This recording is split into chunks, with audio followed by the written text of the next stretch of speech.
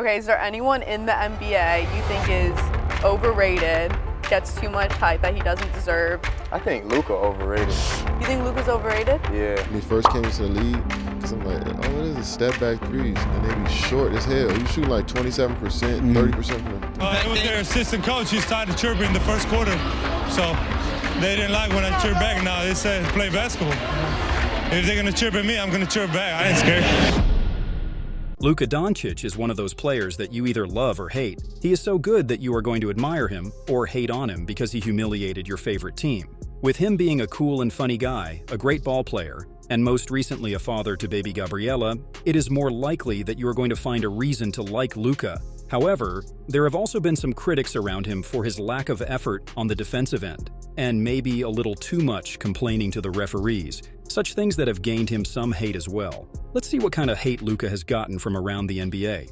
Former NBA this season, people are seeing Doncic carry the Dallas Mavericks basically single-handedly, which has drawn comparisons with James Harden's stint with the Houston Rockets. Former NBA player Jamal Crawford pointed out the hypocrisy about this topic on Inside the NBA. Crawford is curious why fans are more concerned about getting help for the Mavs All-Star player, while Harden got hate from fans and experts alike. First of all, Harden. Why is it that we don't give him his respect? The stuff you see with Luka Doncic doing right now, you go back and look, Harden is doing all the same things. Why do we not give James Harden his love when he was doing all the same numbers in Houston? Harden was in the Western Conference Finals multiple times and even was one game away from reaching the finals. He should get his love. It's not that people didn't appreciate Harden for the success he had in Houston, but more so his style of play. Yes, there were people that criticized Harden for his lack of performance in some crucial playoff moments, but to be honest, that criticism was well-deserved. It is not like Luka doesn't have his criticizers as well.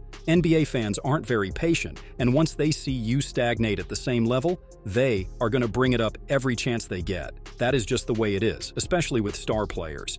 Devin Booker may as well be Luka's biggest rival. The two always seem to go at each other. Although Luka doesn't really respect the way Booker seems to be talking only when the games are decided, and in his favor. Tempers between the two raised again in their matchup in the playoffs as they got into each other's faces late in the fourth. After the game, in which Dallas lost, Doncic was asked about the dust-up with Booker, to which he said there were no hard feelings before taking a small shot at Phoenix's star guard. It's a competitive game, it's all good. Next time, just don't wait until there's 3 seconds left to talk, said the Mavs' superstar of Devin Booker.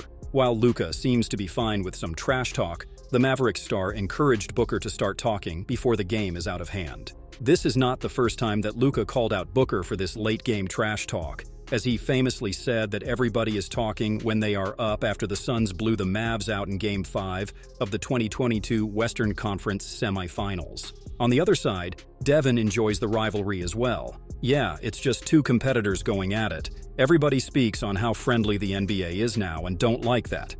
I have no problem with Luka on or off the court, but when we're competing, we're competing. If there is one weakness in Luka's game, that would be his defense. Oftentimes, teams try to attack him while they are on offense, as it was the case in the game between the Clippers and Mavs, when Russ continuously encouraged his teammates to attack Luka. Westbrook, being guarded by Doncic, took advantage of the situation by aggressively driving to the basket. On one possession, he went straight at Doncic, who was sagging off and easily maneuvered past him for a layup.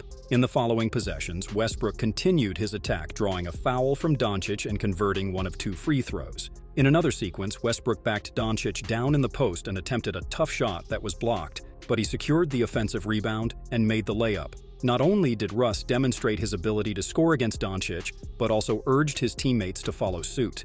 After making a successful shot, Westbrook pointed at Doncic, shouting, "Go after him," signaling his teammates to exploit Doncic's defensive vulnerabilities. There is no doubt that Luka is a generational talent, but if he wants to take the team to the next level, he has got to work on his defensive skills. NBA superstars are often judged by their ability to impact the game on multiple fronts, and as Doncic continues to mature in his career, investing time and effort into defensive development will be a key factor in shaping his legacy in the league. Basketball Hall of Famer Tim Hardaway Sr., the father of Mavericks guard Tim Hardaway Jr., probably caused some uncomfortable atmosphere in the Mavericks locker room when he ripped Kyrie Irving and Luka Doncic for their lack of leadership skills during an appearance on The Carton Show. They're missing a leader out there. Luka is not a leader, and Kyrie is not a leader. Jalen Brunson was a leader. A leader shows by example, by playing defense. When he says something, he does it also, and that's what a leader is. And like I said, those two guys are not leaders. They're complementary, dominant, great basketball players, great scorers. Hardaway's perspective is interesting because one could surmise he has inside knowledge of the locker room dynamics thanks to his son. However, it was not very wise of him to say those comments out loud, as it probably brought up some discomfort between the Mavs players, although they claim that the team's chemistry and the respect between the players were not affected by the comments. After it was announced Doncic will sit out the Mavericks' following game against the Grizzlies, Brooks told reporters, "It goes to show that sometimes they ain't ready to come back to a physical game." Doncic suffered a thigh injury in the third quarter of Dallas's previous game against the New Orleans Pelicans and was ruled out for some time until the discomfort went away. Brooks is always doing his best to become every opposing team's biggest villain. He bragged about how much the Grizzlies appear to be in the head of the Golden State Warriors following the game between the two teams. They don't ever forget. When they won the championship, they were talking about us. They don't ever forget who the Memphis Grizzlies are. They get up and they can't wait to play us. This type of energy brings out the best of Luka, instead of intimidating him though. In their last matchup, Luka was just shy of a 40-point triple-double against Dillon's new team, the Houston Rockets, finishing the game with 41 points, 9 rebounds, and 9 assists. After the game, Luka admitted that he loves playing against Dillon Brooks and really respects his energy. At the end of the day, that's what it is all about. The Dallas Mavericks recently secured a victory against the Utah Jazz, marked by Luka Doncic's historic 60th career triple-double. However, the historic night was marred by a taunting incident, as Chris Dunn confronted Doncic, resulting in both players receiving technical fouls. The altercation unfolded in the third quarter when Dunn, who was assigned to guard Doncic, took issue with Luka's moves. In response, Luka provocatively laughed at him, leading to the technical fouls. A video of Luka went viral when he told the referees that he didn't do nothing, but Dunn is mad because he is busting his ass. After the game, Luka talked a bit about the situation. "I didn't do anything. We were, a little bit of pushing in that, but for sure, there is a technical foul because I didn't do nothing. He puts a finger in my face and I just left, so I don't know how I got the tech." These things happen in the game. It's part of the game. After a Mavericks collapse against the Los Angeles Lakers, Jason Kidd called out his team's immaturity and lengthy gripes with officials, which was obviously a nod toward his young star Luka Doncic. Coach Kidd opened up about the team's maturity, or lack thereof, by publicly criticizing Luka for his relationship with the officials, while also explaining why he only called one timeout when the Lakers were on a run.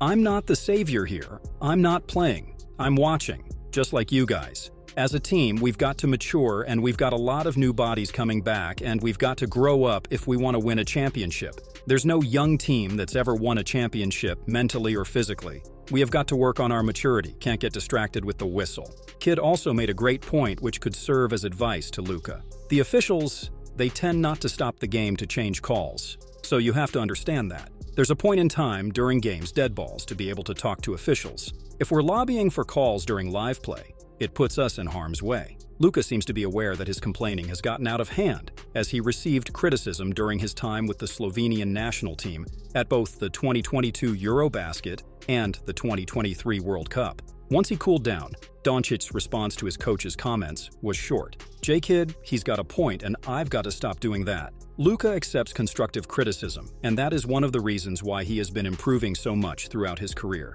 While most fans and media seem to blame the Mavericks supporting cast when the team falls short, Reggie Miller took the other route and found Luka to be guilty, mostly due to his lack of conditioning. Let's face it, Luka needs to start looking in the mirror a little bit too, right? I hate to throw this all on Kyrie. Luka needs to kind of look at himself and ask, what could I have done better? I think a lot of times if you watch Mavericks games and the antics and talking to the officials, and this is coming from a guy who stayed on the officials myself, sometimes that wears on them. That wears on them. It really does. Just looking at it from afar, at times I just think the officials were tuning him out. Luka's got to get in better shape. They've got to run more, and I think they did that when Luka was out and Kyrie was at the helm, because they're much better when they play faster. That's how Jason Kidd wants to coach. He wants them to play faster, but when Luka's in there, they can't play fast. To me, if he's in better shape and they can play fast, that puts more pressure on the opposing team. Denver Nuggets' star,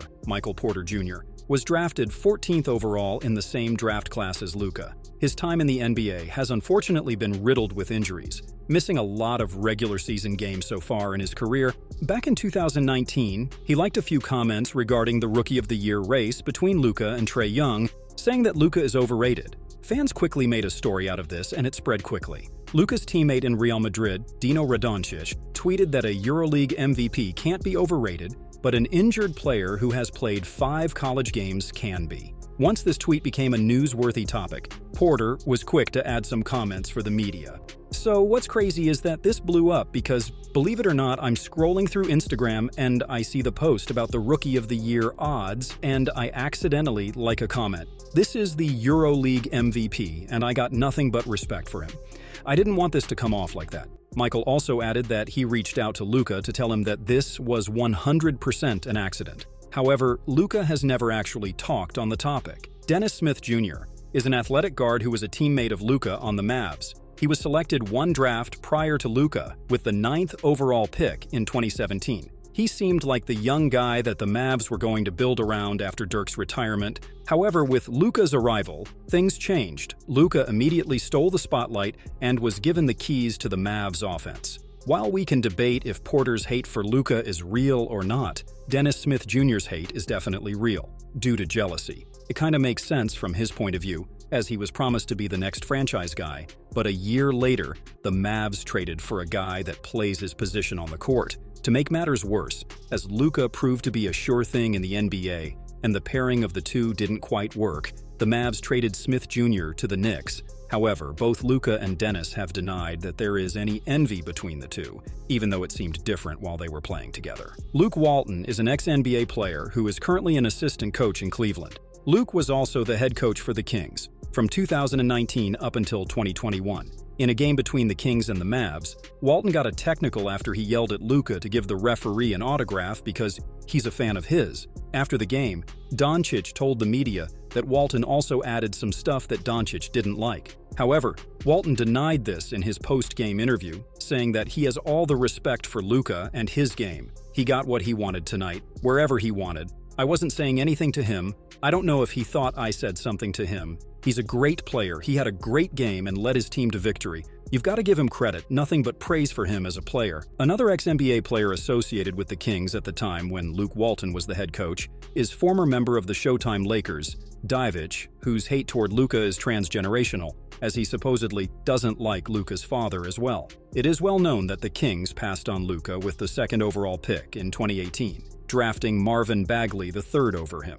What is less known, however, is the reason behind it. Divac, who was the Kings GM at the time, passed on Luka because he didn't like Luka's father, who Divac thought was overprotective of Luka and would be a similar figure to what LeVar Ball was for Lonzo. Tim McMahon once said on a podcast that Divac's reason for skipping on Luka in the draft was because he knew his dad very well. Divac, as close as he was to Luka, my understanding is that they were honed in on Bagley by at least March, and my understanding is that him being so close to Luka and knowing his dad so well factored into their decision.